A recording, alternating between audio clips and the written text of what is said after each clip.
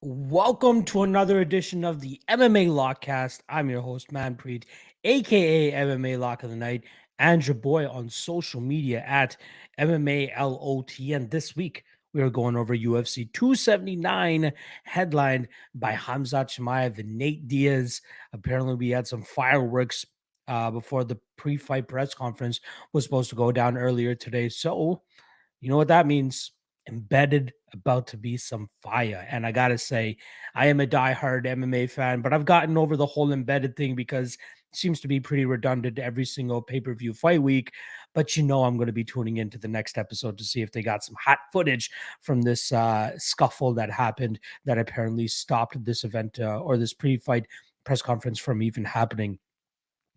Um, yeah, I'm sure some of you guys have been following my Twitter and seeing that I've been absolutely busy this week or this week, but specifically today, I had 4 full streams that I need to do, this of which being the 4th. And did I sneak in a nap between propping you up and right now? Yes, I did. I was hoping that would help my voice out, help out my ability to get through this stream as well. But I got to be honest, I'm still feeling a little bit and I can feel it in my throat too. So I'm hoping that I can get through this podcast without completely losing my voice. Very excited about it. Again, I wanted to make it a pre-edited version, but with the lack of time remaining, I want to get it out for you guys as soon as possible so you guys could ingest it, especially for the audio viewers as well who have been waiting for it. I've had a lot of people hit me up.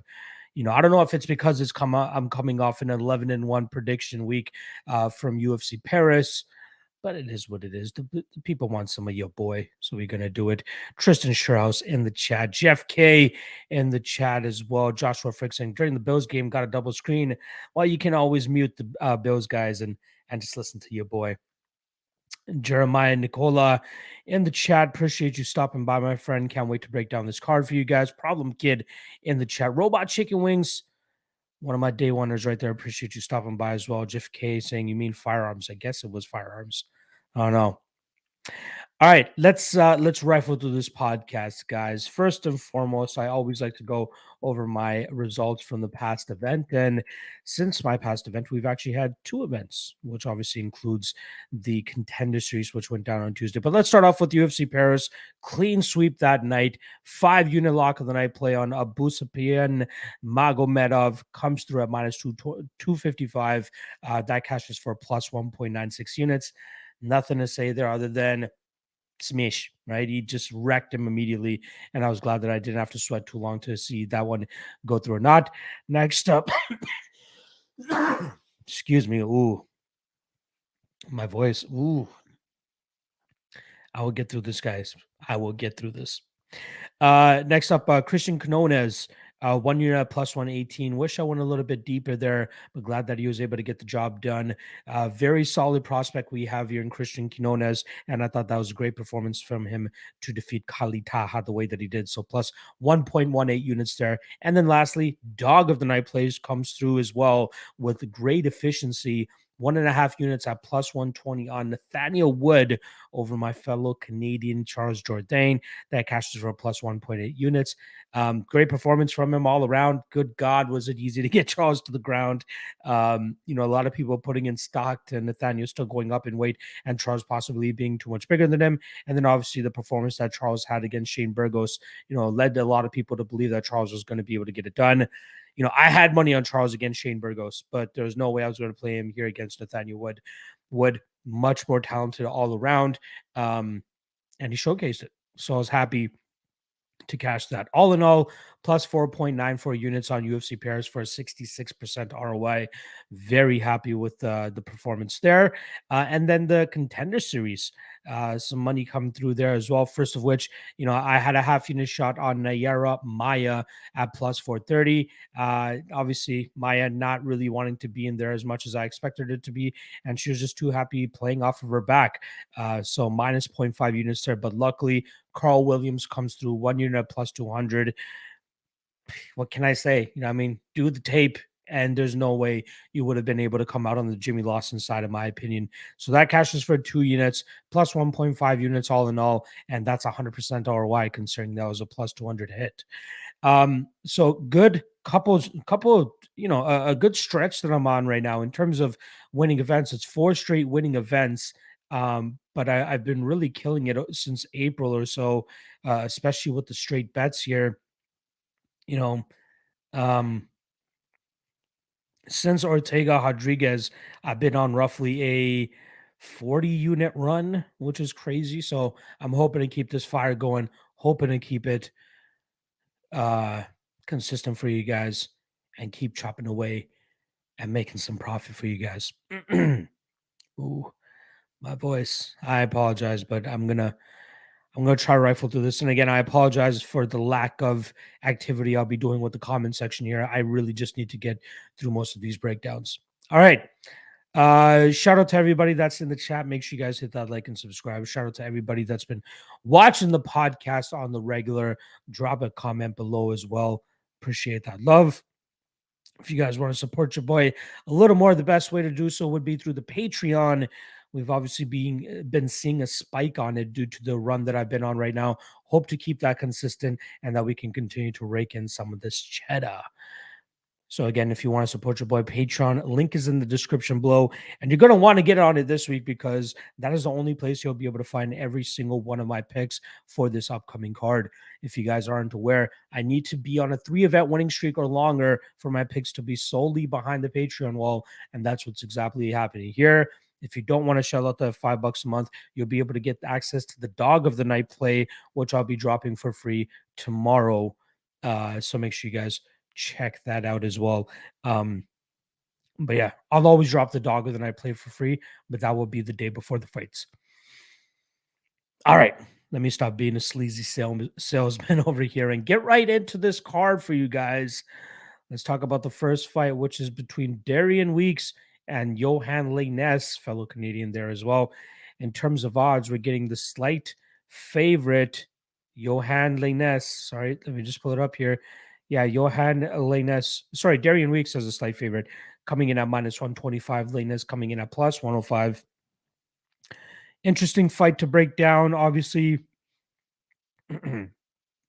on the Johan side, we usually know what to expect with him.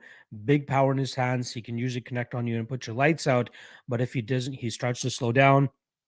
That's where opponents are able to take over and usually start to drown him with their pace. That's what I'm expecting from Darian Weeks this weekend.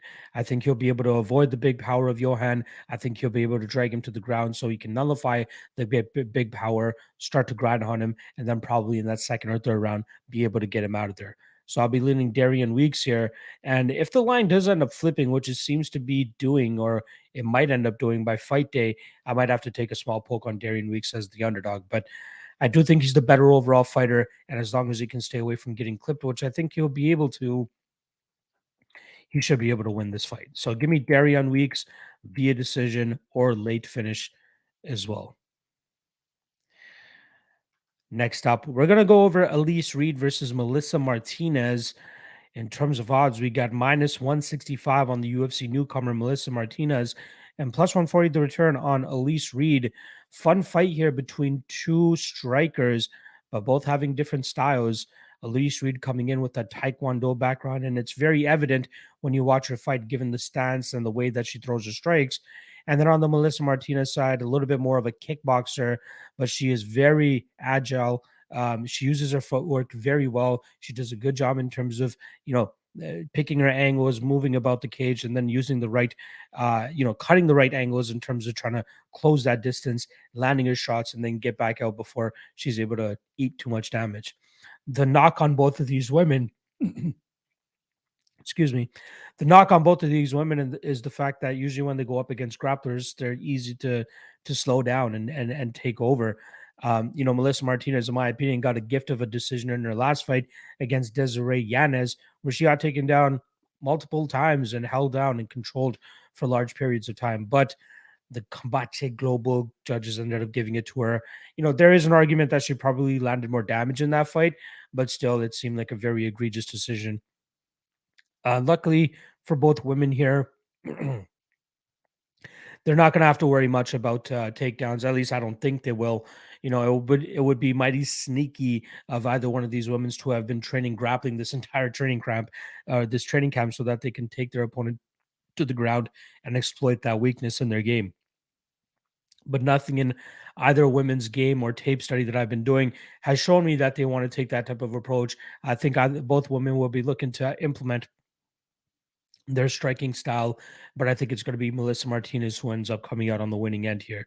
Reed is dangerous though, right? Let's not overlook her. I do think that she has some solid skills and she will be able to beat some women inside inside the UFC as she already has against Corey McKenna. But I think Melissa Martinez will be a little bit too fast for her, a little bit more too dynamic, and I think she'll carry more power than Elise Reed will be able to. I see this fight going the full 15 minutes, and I think Martinez likely wins a decision, but I wouldn't be surprised to see either woman land a big shot to knock the other one down. Whether they follow up and actually get the finish is one thing, but I think that it won't come down to that. I think it's just going to be Martinez landing the more effective strikes and landing more often. Excuse me, but I do think it will be her ending up getting her hand raised in this spot. So yeah, I'll go Martinez. But in terms of actually playing her here, playing her at minus 165, I think the line is somewhat accurate, but I do want to just see, like, can she beat a girl of Elise Reed's stature? She should, but I still want to see what she looks like on the big stage, in front of a big crowd for the first time. She has been keeping busy, like I said, over the last 3 years since she's been out of the cage. She's been doing kickboxing on an international stage. Most specifically, in 2021, she won gold over there in Italy. Representing Mexico on the kickboxing scene. So, not like she's just been collecting dust on the sidelines. She's been staying busy. But the pick is Melissa Martinez. No bet for me, but I think the line is accurate here at minus 165. Next up, we got Chad Anheliger going up against Heilialateng. In terms of odds, we got minus 170 on the Chinese fighter and plus 145 the return on the Canadian. Unfortunately, I got to pick against the Canadian once again here, as I think that Heilialateng has way too many tools in his toolbox for Chad Anheliger. Now, Chad, he burst onto the scene by spoiling a lot of people's tickets on the Contender Series when he pulled off a big underdog upset against Muin Gafarov, and then he followed that up by beating Jesse Strader and knocking him out in the third round. Now, there were some question marks in that fight, right? He did lose that first round to Jesse Strader, and he was kind of losing that second round until Jesse started to slow down, just as he notoriously does. And then luckily, Chad was able to get that knockout late in that third round. He did start his career 2-5. He was hovering between 125 and 130. But I know the regional scene up here in Canada pretty well, and the lower weight classes, it's not really one of our best divisions, right? Even the higher level of the lower weight classes, they need a lot of work, especially the guys that Chad Anheliger was going through during that 10-fight winning streak that he was on. Best win, excuse me, best win was probably against Brady Highstand, but even then, Highstand was a very young prospect at the time. Heilialateng, solid prospect in his own right. When he was 15 years old, he was on the Chinese wrestling team and was doing quite well. In his first 2 UFC fights, he landed a combined 7 takedowns and was able to win those fights. But then in his next 3 fights, he only shot for 1 takedown because apparently he's just fallen too much in love with his striking. But he's going to have to reach into that wrestling toolkit here to try to get the win, in my opinion. I don't think he needs to Khabib Chad here by any means. And what I mean by that is like smashing him on the ground and just laying and praying on him. But I think mixing it in, giving Chad something to think about, and then letting his punches go after that, I think is going to be the best way that he can go about this fight. Chad obviously has some big power. Usually when he is in the zone, he's able to march forward, stalk his opponents, land those big shots, and kind of make them wilt. But I think that Heilialateng will be very hard to break. I think he'll be able to get those takedowns at opportune moments and then allow his punches to come after that and win this fight via decision. Chad, very durable, so it's going to be tough for Heili to put him away. And I wouldn't advise Heili to exchange in the pocket with him because that's where he could run into some trouble. But I think Heili is the better overall fighter, and I don't mind that minus 170 line personally, as I do think that's a pretty accurate assessment of how this fight should go. Chad, struck gold with the run that he's on right now. But I think that this is the first complete fighter that he's going to be facing, and that's going to be the ultimate downfall to his 10 fight winning streak, 11 fight winning streak, whatever it is. But I like Heilialateng here, and I like him by decision. Oh,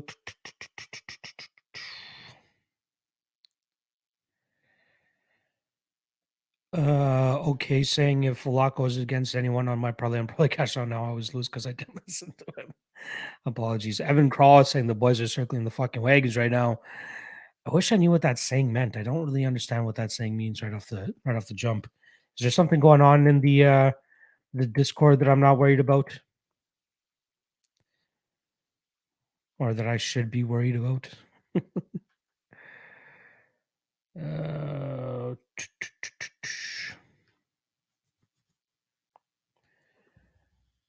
uh,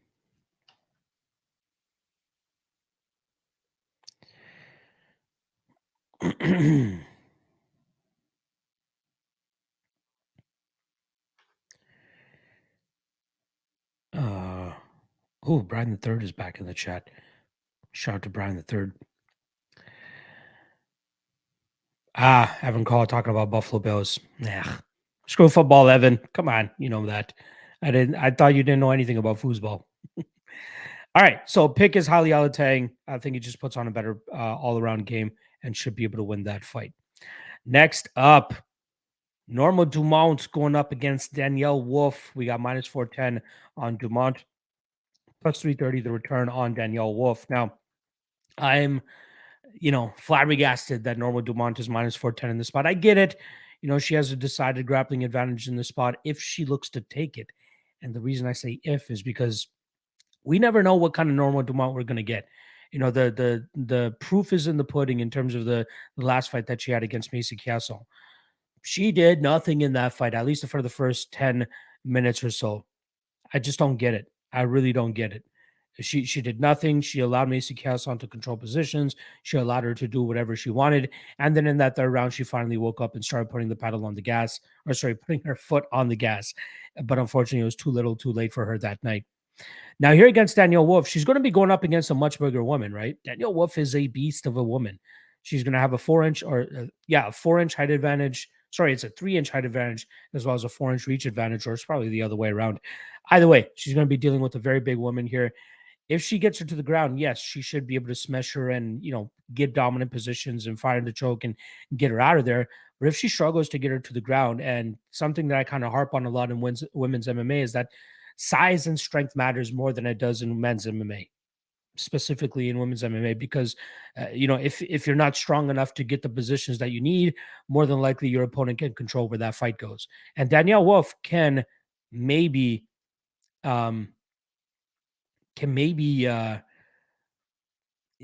stop some of those takedowns, keep this fight in the upright position, and just chip away at her with her strikes.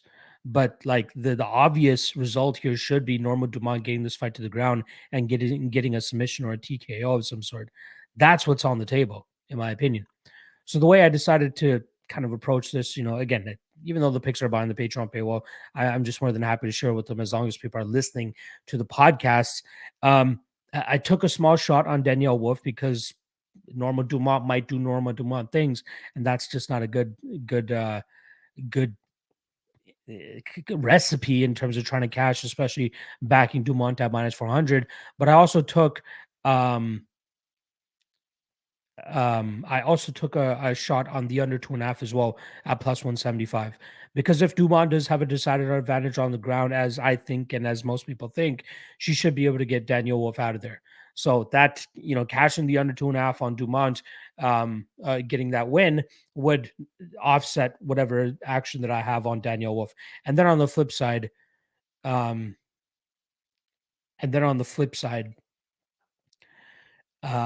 Wolf, like if she's able to keep it upright, if she pitter patters her way to a decision, I still end up in the profit. But even if she gets a knockout here, being the superior striker, I cash even more profit. So Danielle Wolf inside the distance would be the nuts pretty much. But I'm expecting Norma Dumont to get this to the ground and win that fight pretty much. Daniel in the chat saying donating money just like you did with my. Hey, I'm okay with taking 0.5 or 0.75 unit shots on low level-ish women's MMA at plus 330. That's all I got to say. Zach Johnson saying Dana saying event in danger of being canceled. There is no way they would actually cancel the event. That's crazy. But official prediction is going to be Dumont by submission.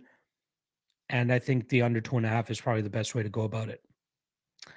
All right, next up, we're going to be talking about big boys here. We got Jake Collier coming in as a minus 410 favorite, plus 330 to return on Chris Barnett. Now, pretty easy fight to break down here, right? Chris Barnett either knocks out Jake Collier, but if he can't reach that chin of Jake, he's going to struggle a lot, as Jake will likely be the better overall fighter. Better pace, better output, better striking, in my opinion. Maybe not as much power as Chris Barnett, but he's able to put his combinations better together, better put his combinations together much better than Chris Barnett. But even if Jake looks to take this fight to the ground, he should be able to smash Chris Barnett from on top.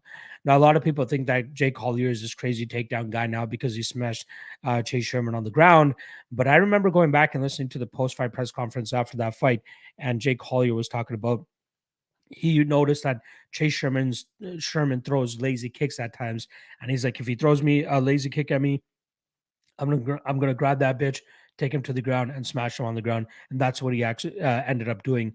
I don't know if he'll look to do that here against Chris Barnett, but he should be able to touch him up on the feet and eventually finish him late in this fight.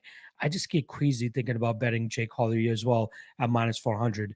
You know, any type of hedge there would be Barnett by KO at plus 600, but I don't have a good feeling about it. I'm leaning Jake. I think Jake will touch him up, and even the method of victory, man. I'm not sold that he's 100% going to finish him either. So to me, it is Jake parlay or pass essentially, but it's just so hard to trust Chris Barnett either, right? So let's go Jake, and Jake should win this one.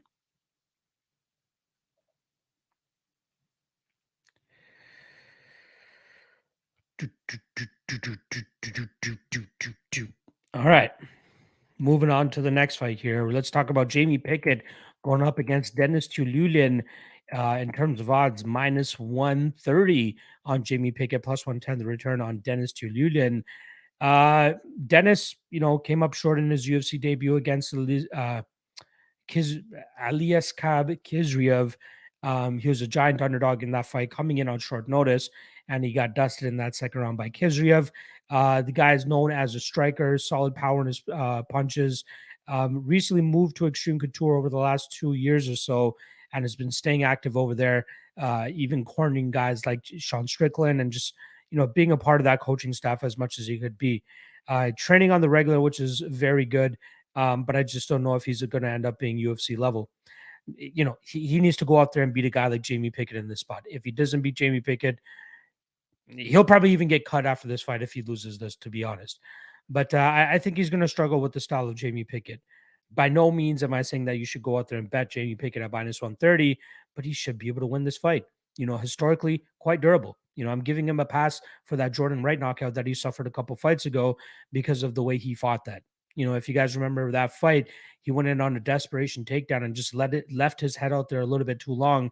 And Jordan Wright went Travis Brown on him pretty much, landed big elbows to the point that Jamie Pickett was too hurt. Then Jamie Pickett backed off, and that's when Jordan Wright noticed he was hurt, and he followed up and ended up finishing him with some big strikes there.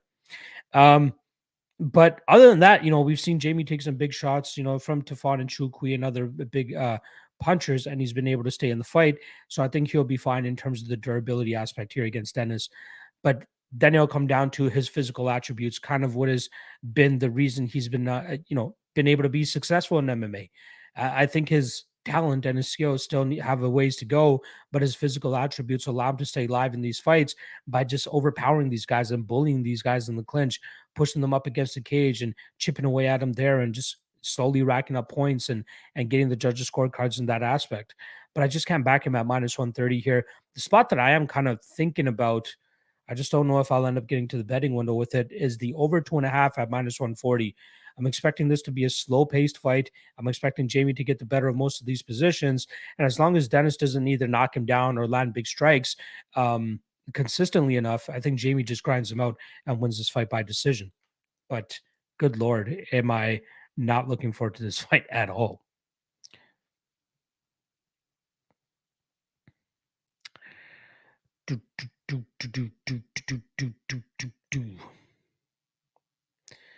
Dan, you asking thoughts on this fight doesn't go to decision. I think the biggest part of it would be Dennis finding the knockout, but like I don't know if he'll be able to do that. Blaze in the chat. Shout out to an OG right there. Hope you are doing well, my friend, as well. I think I snuck into your Discord DM. Should check it out. Miss you, brother. Prison Mike in the chat as well. Appreciate you coming back. I see Date Mike is no longer around. Love me some Prison Mike. All right, let's get back to breaking down this card. Next up, we got Jailton Almeida going up against Anton Turkalj. Still always going to butcher that name because I still don't recall how they actually pronounced it. Either way, big chalk here on Jailton Almeida, as most people expected, minus 660, plus 490, the return on Anton. Now, I think that this might be the toughest test for Jailton Almeida since the Contender Series, if I'm being honest. You know, Anton has a very skilled wrestling game, has a good grappling game, can control guys and really wear on them. And he has good enough cardio to do it for 15 minutes if he needs to. Jailton's knock has kind of been, what does his cardio look like if he's not able to get guys out of there early? And based on his record, you know, the later fights go, the less likely he is to win. But we don't have the biggest sample size for it. But this is going to be his toughest test to date, in my opinion, to be able to go out there and get that quick finish. I do think he does get the quick finish and gets Anton out of there, considering the short notice nature this is for Anton and the fact that he just fought a couple weeks ago, didn't get a contract on the Contender Series, but the UFC is like, hey, you can come back into the UFC. Just fight the Brazilian beast over there, and we'll finally let you into the UFC. So, you know, not the way he'd like to get into the UFC, but hey, if he gets in here and actually pulls off this big victory, he definitely splashes onto the scene and takes notice from a lot of guys. And he has the chops to go out there and beat some of these guys in the light heavyweight division right now, if I'm being honest. Those grinding style of guys, like they're very reliable. Right? I mean, Carl Williams this past Tuesday, same kind of guy in terms of just grinds on you with the pace and the pressure. But Anton is much better than Carl Williams, in my opinion. So the prediction is still Jailton first round smash, but the way that I'm going to be looking to do this is actually live betting. I'm just going to sit back on the outside, wait till this fight. If it reaches round 2, then I'll take a shot on Turkalj, you know, as he'll likely be around plus 800, plus 1,000 around that point if he's still standing. So that saves me, you know, losing money pre-flop. And then if Jailton truly can't get him out of there, Anton will likely be more live the later that this fight goes. So I'm going Jailton. I think he wins this fight, but Anton is definitely more live than most people think. Colb's Corner, appreciate you stopping by, my friend. All right. Rifling through these. I love this. We're only at a half an hour and we're almost on the prelims. Yeah, I got a fuck ton of work to do even after I record this podcast. Let me just read this for you guys. Not read, count this up. 1, 2, 3, 4, 5. Nope. 5, 6, 7, 8 things I need to do still before I hit the bed. So, whew. Your boy got a lot on his plate.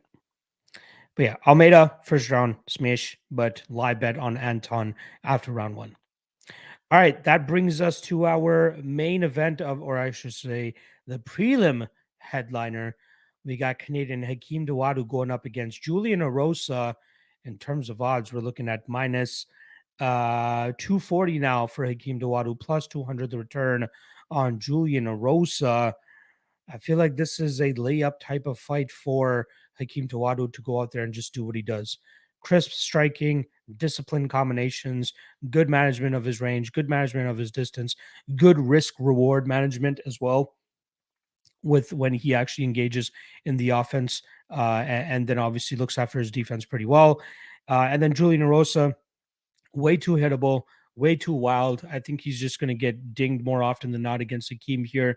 You know, Julian, good pace, good pressure at times, but he just gets hit too often. That Steven Peterson fight was way too close, in my opinion. Like I even said that Steven Peterson was live in that fight, and it was a close fight. Julian Erosa did not deserve to be a minus 300 or minus 400 favorite, whatever he was that night. But I think it's going to showcase, why he'll never be at the top, because he'll succumb against a guy who's as disciplined and clean as Hakeem Dawodu. So I think Hakeem outstrikes him, outpoints him, outvolumes him. Actually, maybe not outvolumes, but at least outpoints him by landing the more efficient strikes and landing the more damaging strikes. And that should allow him to go on to win a decision here. Hakeem decision currently sits at plus 140 on most spots. I'm seeing plus 150 on some spots as well, but that is likely his best path to victory. I don't think he's that type of guy to kind of risk it for the biscuit, but he's that guy that will go out there and win clean performances. And I think that this is one of those spots where he'll do exactly that. So give me Hakeem Dawodu by decision, and him trying to bounce back for that Movsar Evloev fight from a couple fights ago. That's going to continue to go his way until he fights another guy that's going to test him in the grappling the way that Movsar did. So give me Movsar Evloev. All right, that's a wrap on the prelims. Shout out to the 50 live viewers that we currently have on this Thursday night. Appreciate everybody hanging with me, and appreciate everybody that's been watching all the streams that I did today and supporting your boy. The most I ask is please hit that like below. And if you are not already subscribed to the channel, please do that as well, because it helps way more than you guys would ever know. And then if you guys want to go that extra mile, Patreon, link in the description below, $5 a month. Got a great pop-in Discord community. Appreciate everybody that's in there, but also a ton of other great content. I don't know if I'll be able to get around to it this week, but I was supposed to do the pay-per-view parlay for the patrons this week, but I just don't think that there's enough time to put it together. So I'll do it for next week's card. But that's pretty much, I put out a survey. Everybody votes on their favorite total or money line for the card. And the top 4 results, I parlay those together, and I make a parlay out of it, put 5% of my Patreon take onto that parlay. Should it win, I give it to a random Patreon follower. And it was so close to hitting UFC 278 had Kamaru Usman had not got knocked out with a minute left in that fight. It is what it is. Shout out to the Patreon members. Appreciate you guys and love you guys. All right. And lastly, my full picks for this week will only be on the Patreon. I'll release a doggo that I play for free tomorrow night, but since I'm on a 3-event winning streak or longer, it will strictly be behind the Patreon paywall. $5 a month. Come on, guys. That's nothing. All right, let's get to the main card here, and it starts off with some big boys in the light heavyweight division. We got Johnny Walker coming in as a plus 165 underdog, minus 195 the return on Ion Cutelaba. Now, I kind of get why Cutelaba is a big favorite, right? The durability of Johnny Walker is just so hard to trust. And Ion Cutelaba passes the test in terms of guys that hit with big power and will more than likely go after and look for that big knockout as well. Even if we get that disciplined version of Ion Cutelaba who wants to go out there and grapple his opponents, take him to the ground and just grind them out like he did against Devin Clark, I think he's going to struggle, right? Like, I think that Johnny Walker is too big for him to go out there and grind on him and grapple on him and make him work the way that he did against Devin Clark. We saw him land 3 takedowns against Ryan Spann in their fight that only lasted 2.5 minutes. The reason he was able to land 3 takedowns was because Ryan Spann was able to get up 4 times because he is too big and too strong for Ion Cutelaba to hold down. Yes, Iwan's wrestling is good, but his ability to hold guys down, especially that much bigger than him, is going to be very difficult for him to do so. The same thing can be said here against Johnny Walker. So I think he's going to struggle to hold Johnny down. So even if he takes that wrestling approach, I just don't know if it's going to be that effective. On the feet, it's going to be competitive for sure. But I think that Iwan's power... Sorry, I got a sneeze that just came out of nowhere. Letting it dissipate here a little bit. But yeah, both guys are capable of the knockout in this spot, which is why I just can't, trust Iwan at minus 200. I'm picking him to win, and I think he wins this fight by knockout, but even his knockout prop is at even money. So not enough juice on the bone or meat on the bone for me to actually pull the trigger there on Cutelaba to win this fight by knockout. But that's like the most likely outcome in this spot. But Johnny Walker is absolutely a live dog here. Johnny Walker can go out there, put the big power and pressure on Cutelaba, or he can just stay on the outside and chip away at Cutelaba. So no way Cutelaba should be minus 200 in this spot. He should win this fight, but at that implied line, I just don't have the confidence he goes out there that he goes out there and actually wins this fight. Unknown saying pre-been hustling today. You know what it is, man.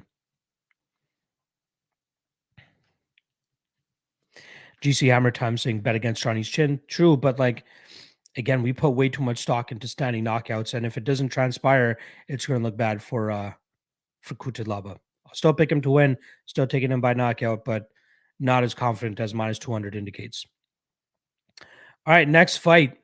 We're going to be talking about Aldana going up against Macy Chiasson. In terms of odds, we got minus 180 on Aldana and plus 155 on Macy. I love this spot for Irene, honestly. I think that this is a phenomenal spot for her to go out there and get a highlight reel finish. Macy Chiasson, similar to Jamie Pickett, uses her strength and her bullying pretty much to get most of her wins. I think her technique and her skill set still needs a lot of work, but she's been able to get by on it just by being the stronger woman in most of her matchups. The fight against Norma Dumont was pretty much a non-fight, considering that Dumont really didn't start to wake up until that third round. And that's where we saw the skill discrepancy when Dumont was able to land big shots and really put it on Macy that night. Aldana, she does a very good job in terms of nullifying any type of clinch or grappling success her opponents look to have. I've been reading the statistic all week here, but in terms of Aldana's defensive grappling, overall in her UFC career, she's been taken down 7 times on 45 attempts. 5 of those takedowns coming from Holly Holm. So let's take out the Holly Holm fight. She's been taken down 2 on 31 attempts. Taken down 2 times on 31 attempts from her opponents. Very hard to get her down. Holly Holm, mainly known as a striker, but a lot of people, if you look into her game some more, she has some sneaky wrestling, and she's probably one of the strongest women to deal with in that division. So yeah, I'm okay that she landed 5 takedowns. She also whiffed on 9 takedown attempts, right? So Macy Chiasson, I think she's going to struggle to get Irene down here. But even if Irene gets taken down, she does a very good job in terms of working back to her feet. But the main thing is not getting taken down. And I think that's going to work out for her here. Anytime an opponent initiates the clinch, she's digging for underhooks right away. She's working to get off the cage and get back into open space and getting back to her bread and butter, which is her handiwork. Her striking, her kicks, her punches. She's just going to be that much better than Macy Chiasson, in my opinion. I think she whoops on Chiasson here, and I think she eventually knocks her out later in this fight, probably in the second or third round. Her clean, crisp striking will be able to land on Macy more often than not, and I really don't think that Macy has much in return with her striking herself. So I'm going to go Aldana here. I think Aldana knocks out Chiasson probably second or third round, but minus 180 I think is a gift of a line in this spot. So give me Macy Chiasson. Love it.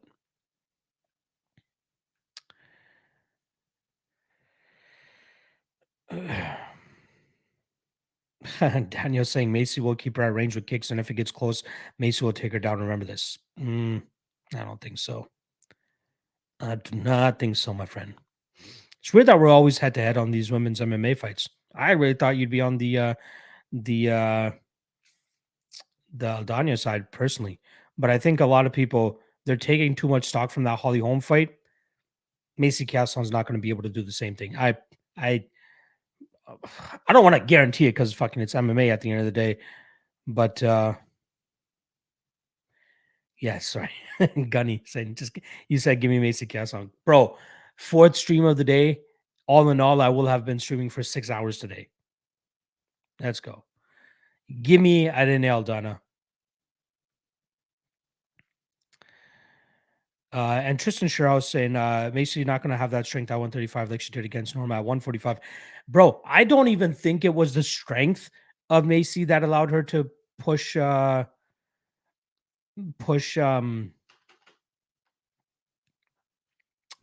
Dumont against the cage. It was the lackadaisical approach from Norma to just kind of accept those positions. Go back and watch that fight, and there are so many, there's so many instances where she could easily dig an underhook and get out of those spots. Like it's not like Macy was like super glued to her and she couldn't find any spot to kind of dig an underhook. She was just okay with staying there. Watch that. Bunkhoot saying, what up? Congrats, Lock, on last week. Killing it. Thank you, brother. Absolutely great night last week. But it has been for the last couple months, if I'm being honest. All right. Mason, Aldana knockout plus 450. Aldana money line.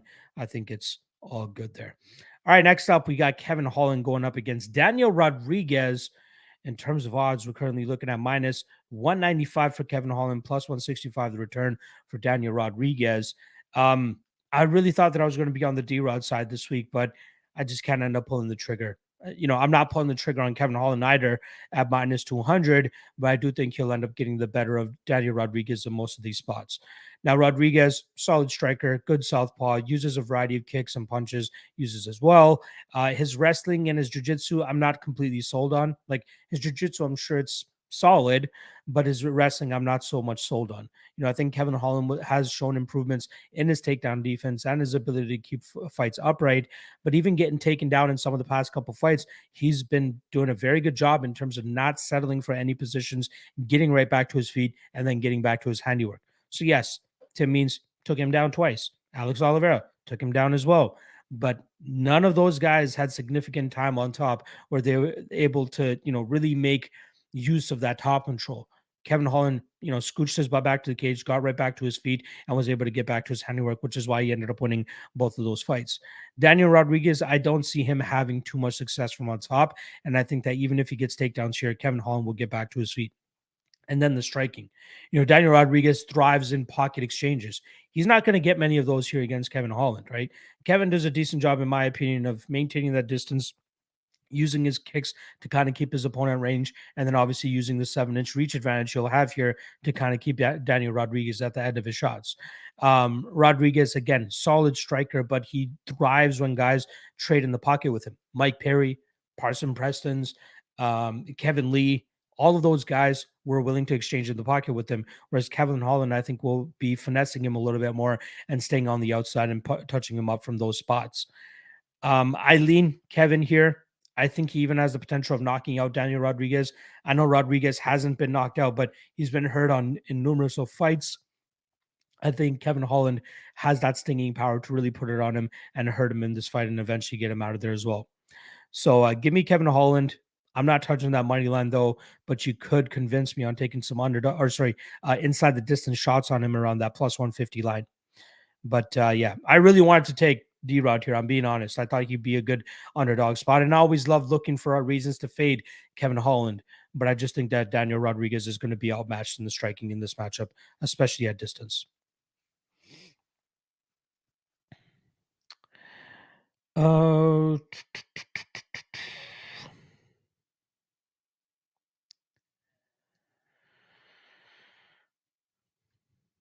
right.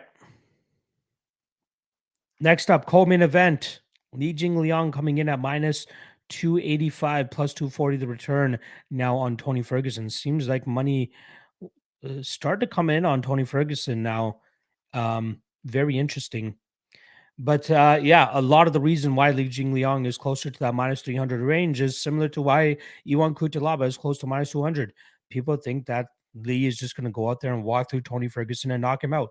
And it is a concern of mine. I'll be honest. It is. It's only been 4 months removed since Tony Ferguson got flatlined by Michael Chandler. But like, let's peel back the onion a little bit more in terms of Tony Ferguson's durability. Like, yes, he got beat to shit by Justin Gaethje, but never went out in that fight, right? That was the first time he ever lost by TKO. And then losing to Michael Chandler was the first time or the second time he ever got lost by TKO or KO. So historically, his durability has been amazing. He's eaten some shots in the past, but he always does a good job in terms of recovering and getting back into the fight. And I think if he can show even a glimpse of that here against Li Jingliang, he's absolutely live to go out there and get the win. I do think that Lee clips him and probably finishes him, but I do think that Tony Ferguson is the live underdog here. Like, I think that if his durability holds up, he can put together a better, outing in terms of landing more volume and possibly getting the grappling going and maybe even finding a submission, as the grappling defense of Li Jingliang leaves a lot to be desired. I'm not saying he's a fish out of water by any means, but he has been submitted twice in his UFC career thus far, and Tony Ferguson is definitely one of those guys that can stay active enough and offensive enough with his jiu-jitsu to put Li Jingliang into bad positions. So, like, I am picking Lee to win by knockout, but it's such a close fight. Very tough fight to call, in my opinion. There's no way I will try to convince anybody to take Lee at minus 300. I would rather point you towards his KO line at plus 110. But Tony Ferguson is the obvious money line side here. The red flags that are keeping me from actually getting to the betting window to bet him, though, 38 years old and just knocked out 4 months ago. That second reason is not enough for me to be like, yes, Leach is 100% going to win this fight, because sometimes chins show up, sometimes they don't. And if Tony Ferguson's chin shows up with him this weekend, it's going to be a long and tough night for Li Jingliang. So I'll still lean, like I said, prediction is going to be Leach by KO. But man, it's Ferguson's side is getting tempted as fucked, honestly.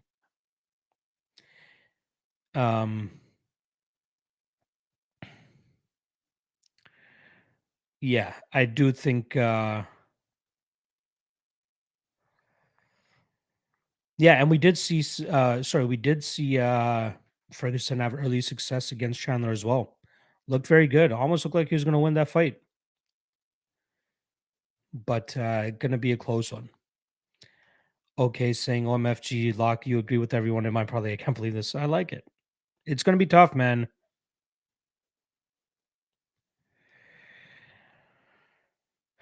Just be careful parlaying the leech. That's all I got to say to you guys. Tony is definitely live in this spot. All right, main event time. Once again, shout out to the 60 live viewers that we currently have on this Thursday night. Hit that like and subscribe if you haven't already. Let's get into the main event. Pretty easy fight to break down. Pretty quick. We can get through this one. Khamzat Chimaev, minus 1,100 favorite. Flip side for Nate Diaz, you're getting plus 725 on his return. I've been seeing a lot of people say, hey, I'm going to take the shot on Nate. I'm going to take the shot on Nate. And I think it is absolutely illogical to take a shot on him in this spot. Khamzat Chimaev is going to go in there. He's going to take him to the ground, and he's going to smash him right away. I promise you guys. Nate Diaz is very durable. I get it. He has good jiu-jitsu. I get it. But Khamzat Chimaev's size, strength, and wrestling prowess is going to be too much for him to handle. And Khamzat will be able to get him to the ground, grind him down, pass that guard, get to dominant position, and smash on him and get him out of there. I have no ifs, ands, or buts about it. I really think that Chimaev is going to smash him pretty quickly here. I think people are leaning on that over 1.5, thinking that that's going to be the play here. Try to be sneaky with that minus 150. But I took a shot on the under 1.5 here at plus 120 myself, because I don't think we're going to see Khamzat fucking around at all. I think he's going to look to dominate Nate right away so that he can get back into the cage as soon as possible. Maybe even as a potential title shot against Leon Edwards. But Khamzat wins this fight. I'm not even getting Nate much of a chance at all in this spot. Khamzat round one is around plus 165 to plus 180. I take a shot on that myself.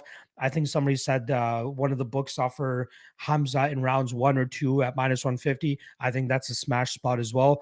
But yeah, Chimaev is going to get Nate down without any issues, and then he's going to smash him on the mat.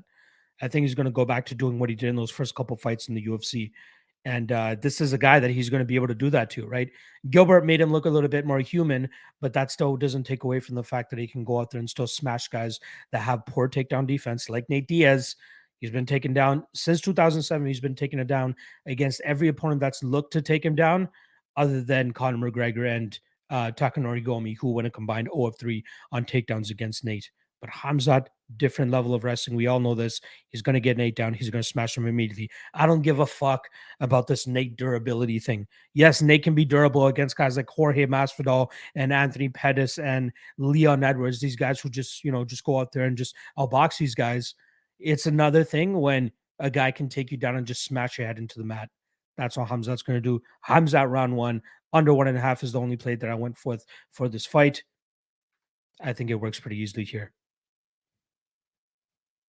I love Nate as well. I apologize. But I think Khamzat's going to mess him up on the ground here.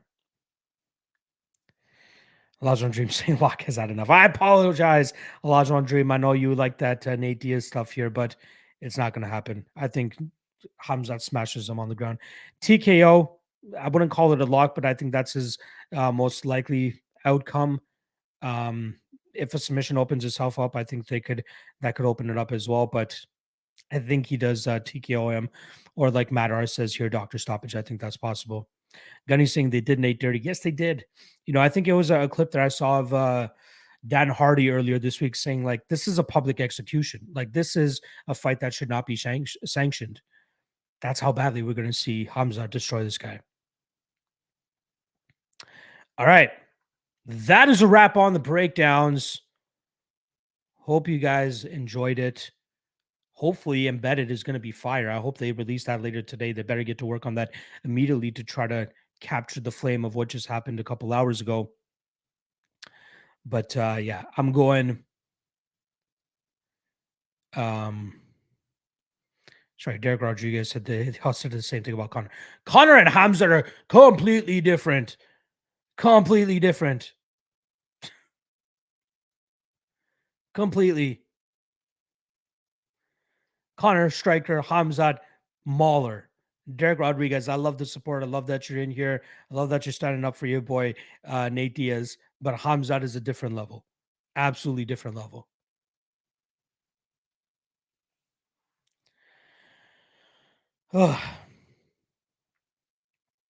Matt are asking, when are the predictions going to be posted on Patreon? Pretty much all of them already are. The only ones I quickly have to put together are the Erosa, Dawodu, Collier, and Barnett, and first fight of the night, Lainesse and Weeks. But the best bets and props article is already posted on there. Just take a look at the feed, my friend. All right. Love you guys. Appreciate you guys. I will be back tomorrow for the Ultimate Weigh-In show with a special guest. I got to still make sure that they're good to go. I'll let you guys know what time that's going to go down as soon as I get a confirmation from them. Yeah. Love you guys. Should be a good event this weekend. Catch you guys tomorrow. Peace.